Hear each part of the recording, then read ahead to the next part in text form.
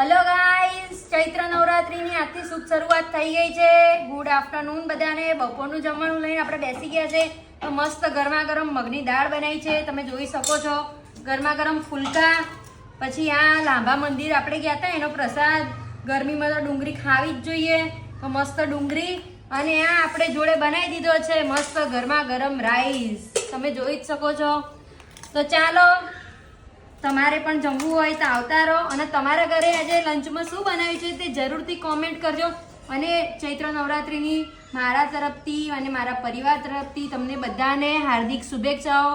ભગવાન તમારા જીવનમાં ખુશીઓ અને આમ સફળતા લઈને જ આવે. અને તમે મારા વ્લોગ્સ ત્યાંથી જોવો છો અને તમને મારા વ્લોગ્સ ગમે છે કે નહીં કોમેન્ટ કરીને જરૂરથી કહેજો. તો ચાલો, તો આપણે તો બેસી ગયા છીએ મસ્ત મગની દાળ, રોટલી, ભાત, લાડવા, પછી ડુંગળી અને મરચાં લઈને. આવા જ નવા વ્લોગ્સ જોવા માટે જો આવી ગઈ છે ગરમા ગરમ ફુલકા.